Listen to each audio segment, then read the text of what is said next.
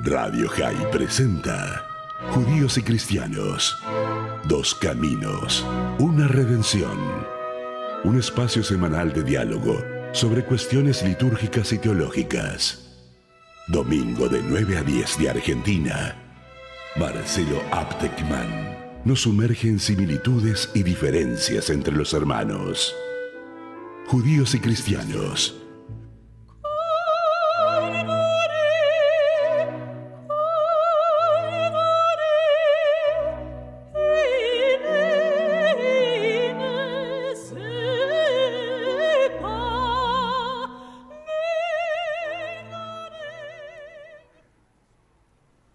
Shalom. Hola. Bueno, hoy en Israel, este programa está siendo grabado el día miércoles 14 de mayo, aquí en Radio High, se va a emitir el domingo próximo. Y esta aclaración es importante porque hoy, 14 de mayo, en Israel todavía están celebrando el Día de la Declaración, que es una fiesta civil, pero totalmente diferente de el Día de la Declaración de la Independencia, diferente calendáricamente, pero en los dos días se celebra lo mismo. Y me parece que merece una pequeña explicación por qué. Es como si aquí en Argentina festejásemos en Buenos Aires el Día de la Independencia, de la Declaración de la Independencia, en dos fechas diferentes. ¿Cómo es eso? Pónganse de acuerdo. ¿En qué fecha declaramos la independencia? La cuestión es que en Israel rige para la vida civil el calendario tradicional litúrgico hebreo. Y ese calendario es un calendario lunisolar. Los meses son meses lunares, que alternadamente son meses de 29 días o 30 días, porque el ciclo lunar es un ciclo de 29 días y medio. El problema es que con meses de 29 días y medio, o sea, de un mes 29, al mes siguiente 30, al otro 29, al otro 30, al cabo de 12 meses quedan faltantes varios días hasta que se cumpla el año solar de 365 días y monedas. Y entonces es importante respetar los ciclos solares porque hay festividades que tienen que caer, por ejemplo, al comienzo de la primavera en Israel. Y la primavera tiene que ver con el ciclo anual, no con los lunares.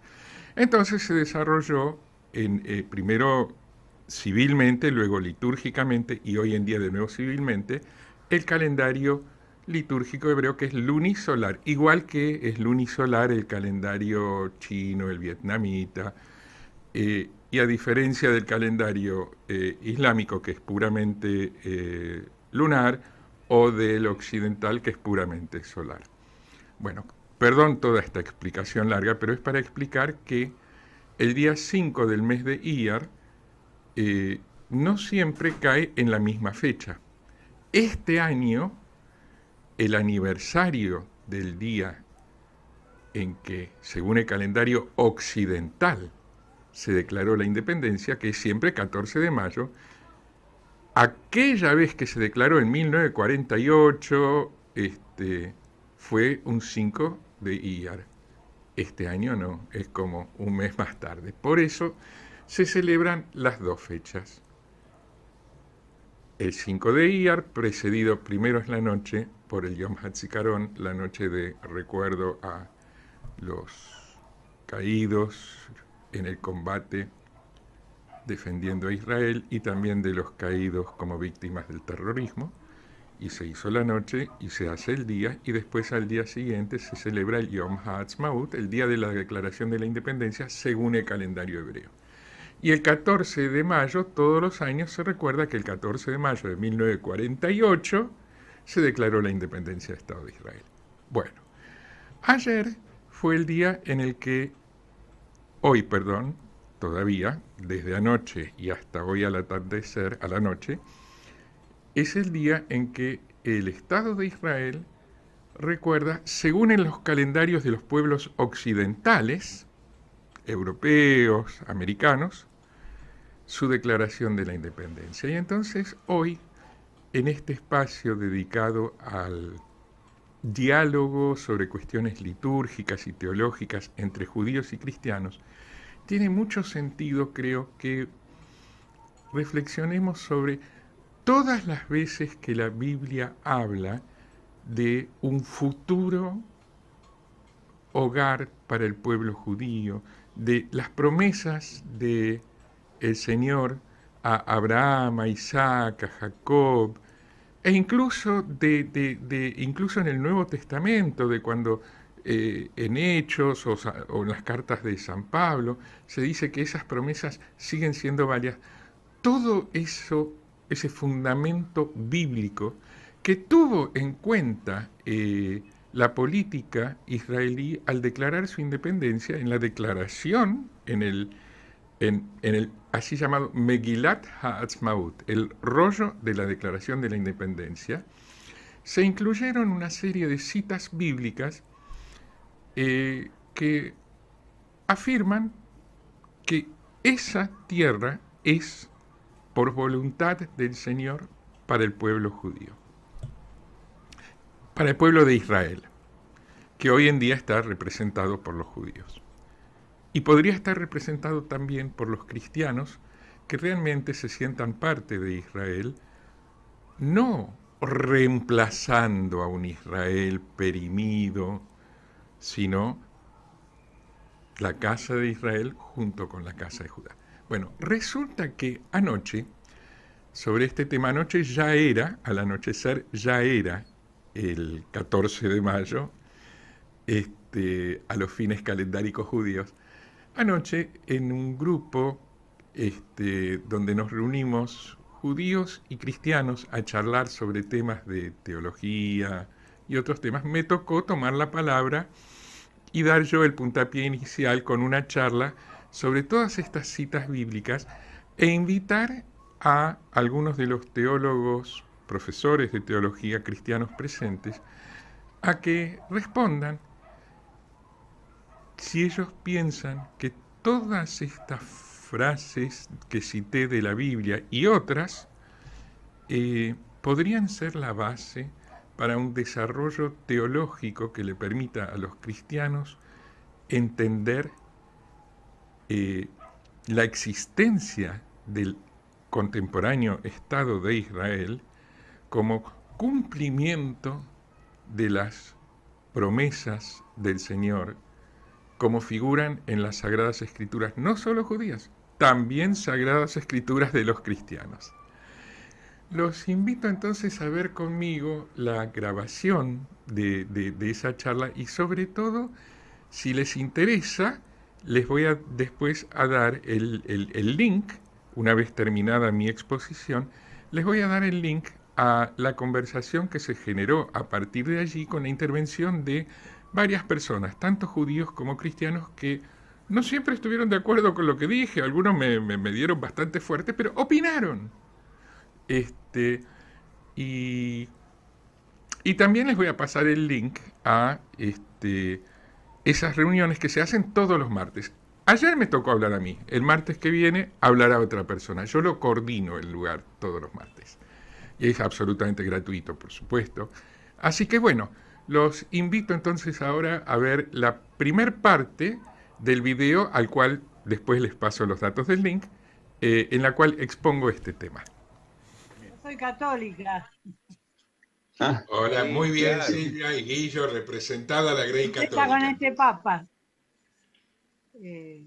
Me parece que es muy parecido así físicamente a Juan Pablo II. Transmite mucha paz. Bien. Es muy interesante las noticias, las pocas que circulan en el mundo judío sobre el nuevo Papa. Si quieren después les comento, pero prefiero ir a la charla que preparé para hoy.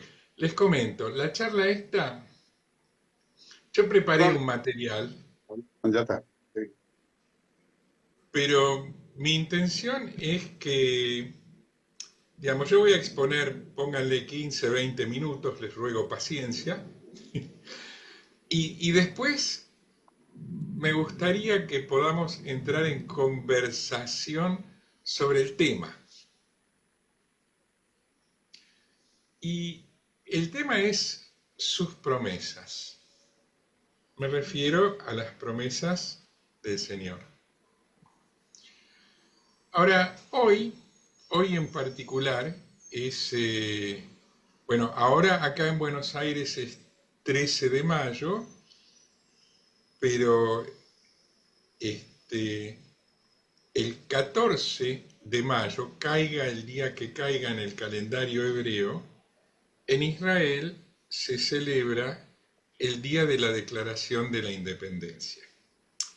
En Israel, vieron que hay 4 años nuevos y hay 2 días de la Declaración de la Independencia. ¿Por qué? Porque la independencia se declaró día 5 del mes de Iyar en el año 5708, calendario hebreo, que equivale a decir 14 de mayo de 1948 en el calendario civil solar occidental. Ustedes saben, el calendario hebreo es lunisolar, entonces hay años de 13 meses y hay años de 12 meses. Cada mes siempre es de 29 o de 30 días, alternadamente. Y entonces, bueno, cada tanto hay un año de 13 meses para no alejarse el calendario lunar de las celebraciones que tienen que ver con las estaciones, la parte solar. Es un poco complicado el tema, pero entonces quiere decir que el 5 de Iyar es en el calendario hebreo una fecha fija, pero el 14 de mayo, que es la fecha según el calendario occidental, cambia y, por ejemplo, este año cae mañana miércoles. Digo mañana acá desde Buenos Aires, en Israel ya es. El 5 de Iyar se celebra primero el Yom HaZikaron, el día del recuerdo de los que cayeron en combate por la tierra de Israel y de las víctimas del terrorismo, y luego el Yom HaAtzmaut, el día de la independencia. El 14 de mayo es simplemente día de la declaración de independencia. ¿Y por qué les cuento todo esto? Porque el día de la declaración de la independencia, en la declaración de la independencia, en la Megilat HaAtzmaut, que inmediatamente después de redactada y firmada, Ben Gurión hizo que la guarden en una cajita fuerte porque se venían los ejércitos árabes en cualquier momento. En esa declaración de la independencia de Israel se mencionan ya algunos de los fundamentos bíblicos más destacados o destacables para conectar la fundación del Estado de Israel con las palabras fundamentalmente de la Torá y también de profetas. Básicamente se mencionan algunas que yo no voy a mencionar hoy, que son Génesis 13:17, Génesis 26:2, Génesis 28:3 y Esdras 1:3. Estas 4 referencias se hacen en la Declaración de Independencia. Entonces, hoy yo quiero invitarlos a que pensemos juntos sobre lo que las Sagradas Escrituras dicen sobre el moderno Estado de Israel y sobre lo que significa su refundación para quienes creen o creemos que la Biblia nos trae su palabra. Y sobre el lugar que la teología cristiana en particular podría darle interpretaciones sobre interpretar qué le corresponde al Estado de Israel en el cumplimiento del plan divino de salvación para todos los seres humanos, también para los cristianos. Este es un punto a mí me parece, de la teología cristiana, y este va a ser el tema de la conversación, espero, posterior, que merece desarrollarse más. Entonces, yo voy a compartir con ustedes primero la lectura de otros versículos, algunos cuantos del Antiguo Testamento, que la Declaración de la Independencia israelí no menciona esos versículos, o sea, agrego a los que mencioné antes, los repito. Génesis 13:17, Génesis 26:2, Génesis 28:3 y Esdras 1:3. A esos vamos a agregar hoy en esta charla algunos más, pero no solo del Antiguo Testamento, sino que incluso algunos del Nuevo Testamento, que obviamente, bueno, la fundación de un Estado judío no mencionaba, pero que podrían haberse mencionado, pues tienen que ver. El problema es que desde que el imperialismo romano logró, digamos, meter cuña o meter la cola, la cristiandad de los gentiles ha abordado este tema con mucha cautela, eligiendo prioritariamente una interpretación siempre menos política y más espiritual y universal de las promesas bíblicas, y no tanto política y particularizada en un pueblo, una familia, una etnia. Pero hay, bueno, fundamentos bíblicos y hay razones teológicas para pensar a Israel como la eterna herencia, al menos del pueblo judío. Para quien deponga, y me refiero específicamente al pensador cristiano, pueda deponer de su corazón la idea que el Concilio Vaticano II ya depuso, de que la Iglesia reemplaza al pueblo judío y es el verdadero Israel. Para esas personas puede haber un fundamento en su fe cristiana para apoyar la idea sionista de construir en la tierra prometida un país para los judíos y todo Israel, incluyendo a los cristianos que de corazón lo sientan a esto así. Porque esa es la promesa que Dios hizo a Abraham.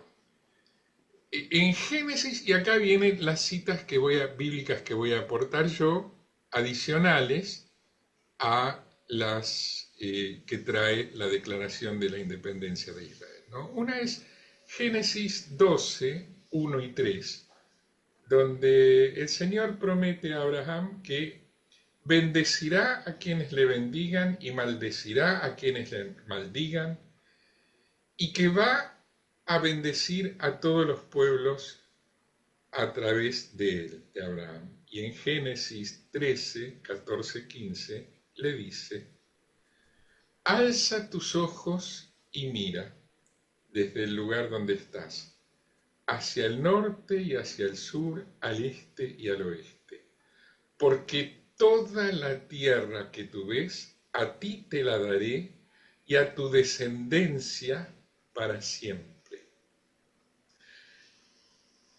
En Génesis 17, 7 y 8, el Señor afirma: estableceré mi pacto como un pacto perpetuo entre mí y tu descendencia después de ti, por las generaciones venideras, para ser tu Dios y el Dios de tu descendencia después de ti.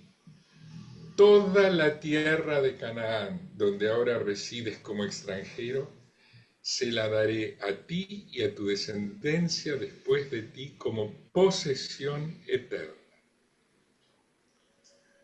Su promesa a Abraham la reafirma luego cuando le dice a Isaac: porque a ti y a tu descendencia les daré todas estas tierras y confirmaré el juramento que hice a tu padre Abraham. Esto es Génesis 26, 3 y 4. Y también se lo promete a Jacob. justamente en el momento en el que le da el nombre de Israel, en Génesis 35:11. Ahora, en estas ocasiones, Dios estaba hablando con la iglesia, con los discípulos gentiles de otros pueblos convocados por Jesús, o sus reiteradas promesas son a una familia, un pueblo en particular.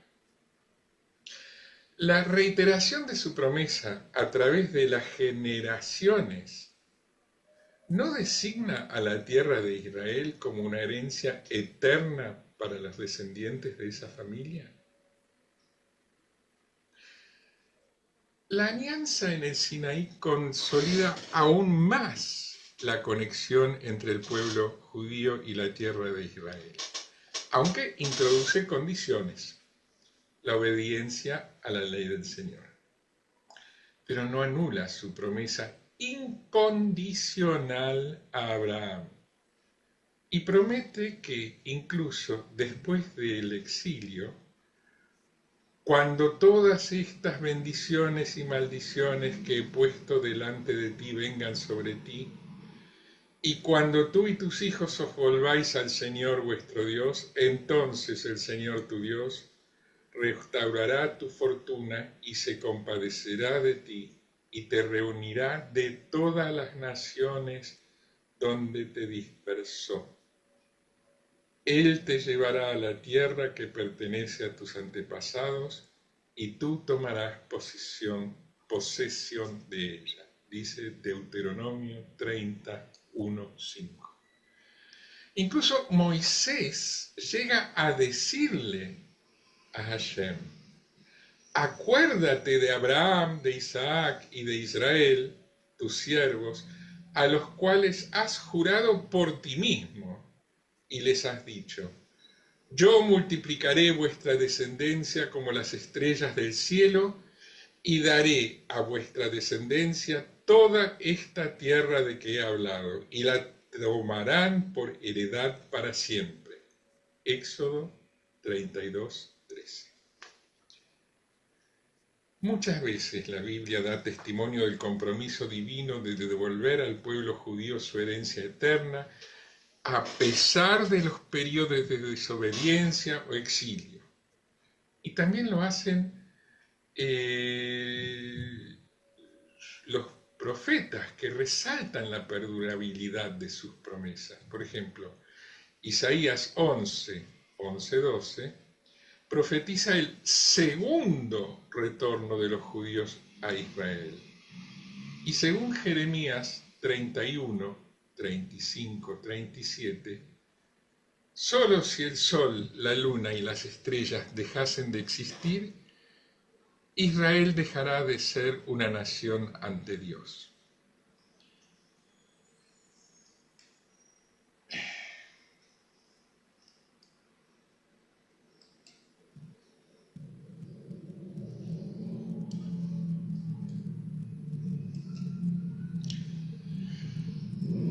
En Ezequiel 37:21, Dios promete: sacaré a los israelitas de las naciones a donde han ido, los recogeré de todas partes y los haré volver a su tierra. Auschwitz y el Concilio Vaticano II fueron un punto de inflexión. La Declaración Nostra Aetate, publicada en 1965, rechazó para muchos cristianos, no solo para los católicos, la noción de que los judíos estamos colectivamente malditos. Y la Grey Católica, que a partir del concilio ha comenzado a explorar los caminos de la sinodalidad, enfrenta ahora el enorme desafío de superar las secuelas de 1900 años de una enseñanza cristiana que cajoneó la impronta judía del magisterio de Jesús. Reconocer a Israel como la herencia eterna del pueblo judío ¿no servirá para alinear a la fe cristiana con el sentido llano de las Escrituras y con el respeto por la tradición del pueblo que les dio a Jesús y al Antiguo Testamento? Este reconocimiento no tiene por qué respaldar todas las acciones políticas del moderno Estado de Israel, por supuesto, pero no afirmaría el fundamental principio teológico de que las promesas de Dios, todas, también las hechas al pueblo judío, siguen siendo válidas. Este para mí es un punto fundamental. Y la discordia que sembraron los operativos de inteligencia del Imperio Romano entre sus seguidores hizo que muy pronto los discípulos gentiles de Jesús interpretaran que el magisterio de su maestro y los planes de Dios para la redención del mundo nada tenían que ver con las vicisitudes políticas del paisito de los judíos. Y algunas de las cosas que San Pablo enseñó comenzaron en este contexto que resultó de esa maniobra a entenderse en ese sentido, como el fragmento de la segunda lectura que dice, mas nuestra ciudadanía está en los cielos, de donde también esperamos al Salvador. Chao. Pablo dijo que son ciudadanos del cielo y olvidemos la ciudadanía judea, israelí hoy en la tierra.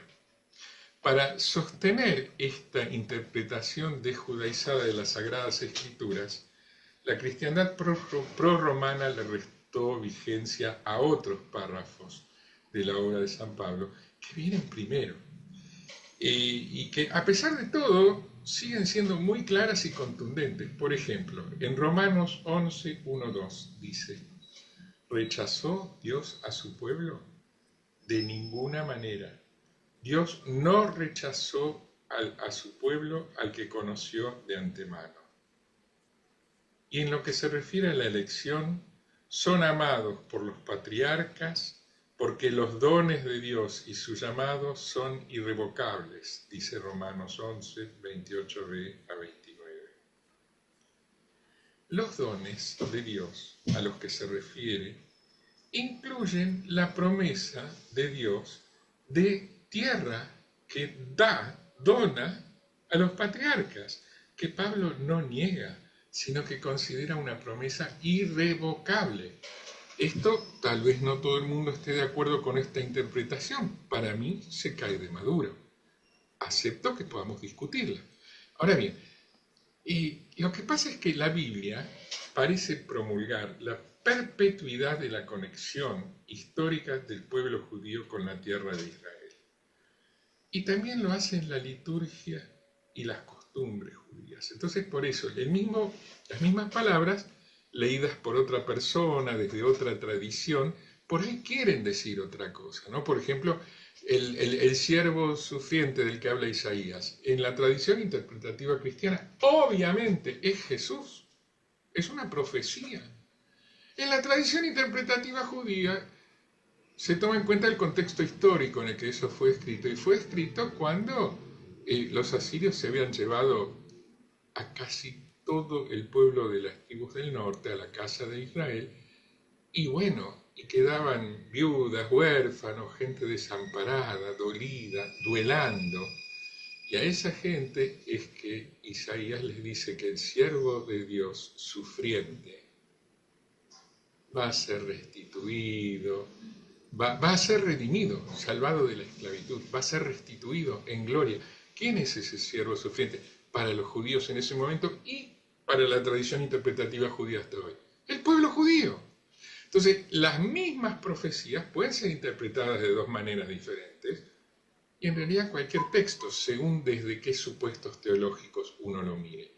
Mi planteo es, ¿no es bastante claro, coherente y contundente todo lo que dice? Hasta acá venimos con el Antiguo Testamento, pero también el Nuevo Testamento, lo que dice respecto a que tiene un lugar en el plan de Dios, que el pueblo descendiente de Jacob viva en la tierra que Hashem le ha dado. Y esto no tiene un significado significado teológico para los discípulos gentiles, los de Jesús, los de otros pueblos? Miren, en la liturgia judía, por ejemplo, desde hace muchos siglos, que en la bendición después de las comidas en banquete, decimos que se reconstruya Jerusalén, ciudad santa, en nuestros días. Y en millones de bodas judías, al finalizar las bendiciones del casamiento, rezamos y decimos con esperanza: pronto se escuchará en los montes de Judá y en las calles de Jerusalén la voz de la alegría y la voz del regocijo. ¿Y saben qué? Israel hoy ve que Jerusalén ha sido reconstruida. Y en sus calles se oyen niños reír mientras juegan. Y entonces en esas risas, los judíos, desde la tradición interpretativa judía, percibimos claramente la dimensión sacra de la existencia del Estado de Israel, renacido como nación, pueblo, idioma después de 2000 años y en medio de circunstancias que lo hacían parecer imposible. Y hasta los habitantes judíos de Israel y algunos cristianos en Israel, seculares, más seculares y laicos y obstinadamente laicos, no pueden dejar de sentir que hay algo de milagroso en todo esto. Bueno, ojalá nuestros amigos cristianos también pudiesen percibir esta dimensión milagrosa de la historia del Estado de Israel, fundada un 14 de mayo hace 77 años. Transmite LRL 331 para su canal de frecuencia 242. Radio High 96.3, la radio judía de Latinoamérica. Bristol Medicine, medicina prepaga. Cumplimos 25 años cuidando la salud de miles de familias. Cotiza hoy tu plan de salud y obtén hasta un 25% de descuento. Ingresa ahora a bristolmedicine.com.ar. Bristol Medicine, medicina por médicos. Registro Nacional de Entidades de Medicina Prepaga 110510, Superintendencia de Servicios de Salud, Órgano de Control de Obras Sociales y Entidades de Medicina Prepaga.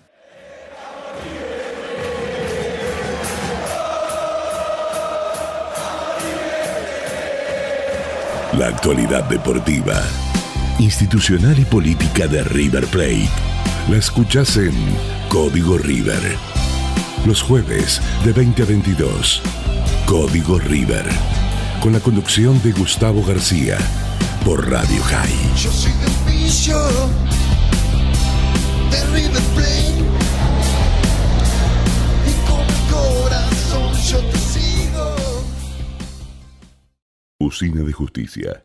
Estamos con las víctimas. usinadejusticia.org.ar. Damas y caballeros, con ustedes Coffee Break tiene de todo y para todos. Coffee Break. Después del pensando y durante el morfando, Coffee Break, el programa que estabas esperando. O tal vez no. La pasta sin queso es como el amor sin beso. De 10 a 13, de lunes a viernes, Dani Salzman y su equipo acompañan tu mañana para que la conviertas en mediodía. Desde siempre y como siempre en Radio High. ¿Querés escuchar un buen programa? No escuches el Coffee Break. Puedes bajar la app de Radio High para Google y Android. Y escucharnos e interactuar desde cualquier lugar del mundo. Para Google y Android. La mejor música. Radio High, la radio judía de Latinoamérica.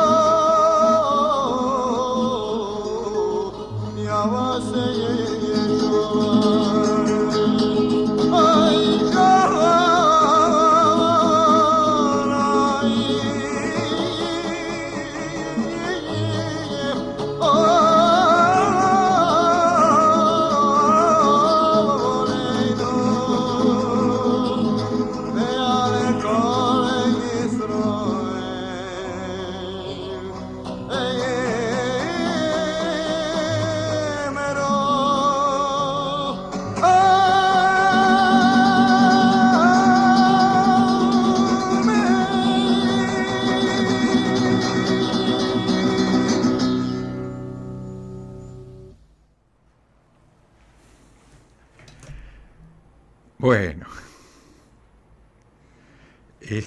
si quieren ver cómo siguió la reunión y escuchar qué dijeron algunas de las personas que allí fueron, en un momento compartimos con ustedes el link al video donde pueden ver la reunión completa. Y en la primera parte del video que vieron recién, hablaba una señora Silvia, también el doctor Guillermo Zamudio se lo vio, que se presentó como católica. El doctor Guillermo Zamudio, de paso, les comento que él también habla luego en la continuación de la reunión a posteriori de la charla que di. Él es el presidente de la Fundación Shalom, sobre la que les voy a contar algo más el próximo programa. Pero específicamente respecto a los católicos, entre los cristianos que estaban presentes, hubo varios profesores de teología cristianos, Aurora, Daniel, Pedro, que contestaron o hablaron desde ellos respecto a lo que dije. Pero para los católicos en particular quiero decirles algo. El profesor doctor Pawlikowski fue director, ahora ya está jubilado, pero fue director durante no sé cuántas décadas, creo que como 40 años, del seminario de formación en Chicago, el más prestigioso seminario católico de los Estados Unidos, que fue un seminario bajo la dirección de Pawlikowski, fuertemente defensor del espíritu de innovación en la dirección que marcó Nostra Aetate tras el Concilio Vaticano II. Y fue en ese seminario dirigido por Pawlikowski, gran amigo del pueblo judío, que se formó, cuando era jovencito, el actualmente recientemente elegido obispo de Roma, el Papa León XIV.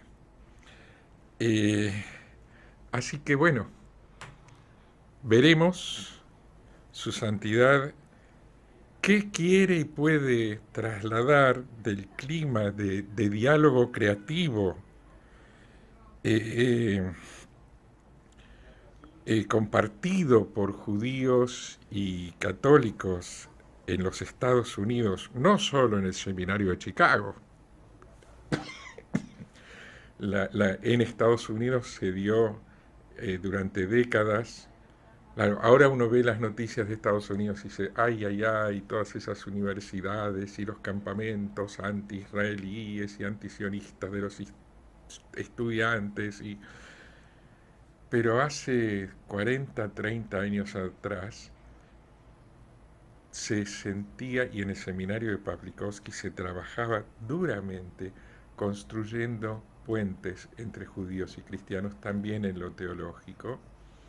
Y hoy en día todavía Estados Unidos es uno de los países del mundo donde los judíos, a pesar de todo, siguen sintiendo que son respetados y reconocidos como judíos sin que nadie les cuestione su identidad. Pues bien, veremos de esa formación en ese seminario qué puede el obispo de Roma llevar al mundo católico europeo, sobre todo, que está atravesado todavía hoy por los sentimientos tan complicados que generó la Shoah, y además atravesado por una creciente presencia y lobby islamista en toda Europa, ¿no?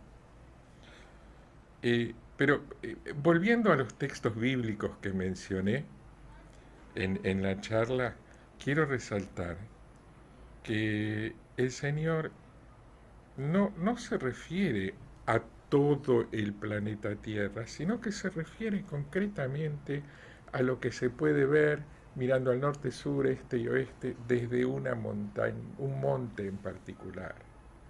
Se refiere a un pedacito, un lugarcito en el planeta, un lugar en especial, la Tierra Santa. Y no se refiere tampoco únicamente a los judíos, aclaremos esto, y en eso estuvo muy bien el llamado de atención que en esa charla me hizo Yoel Ben-Arié. Se refiere a todo Israel, y eso no son tampoco los cristianos que creen todavía que han reemplazado a los descendientes de la familia de Jacob y que las promesas hechas a la familia de Jacob son para ellos y no para eso no.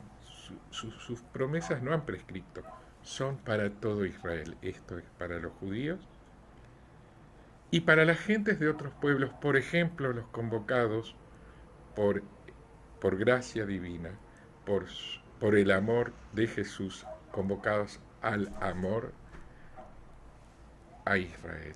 Lo que Yoel Ben Arié denomina la casa de Israel. Los gentiles de otros pueblos que se acercan a ser parte del pueblo de Dios, junto con los judíos, son el Israel del que habla la Biblia y al que se refieren las citas que traje hoy. Bueno, por hoy me voy despidiendo. Quiero dejarles en pantalla el link al programa de los martes a la noche, donde pueden ingresar a participar de ese Zoom, si quieren. Yo lo coordino todos los martes, es gratuito. Y también el link para ver la grabación. Yo me voy despidiendo hasta el próximo programa, en el que les voy a contar algunas cosas nuevas, interesantes, sobre lo que está haciendo la Fundación Shalom en este momento. Shalom, shalom.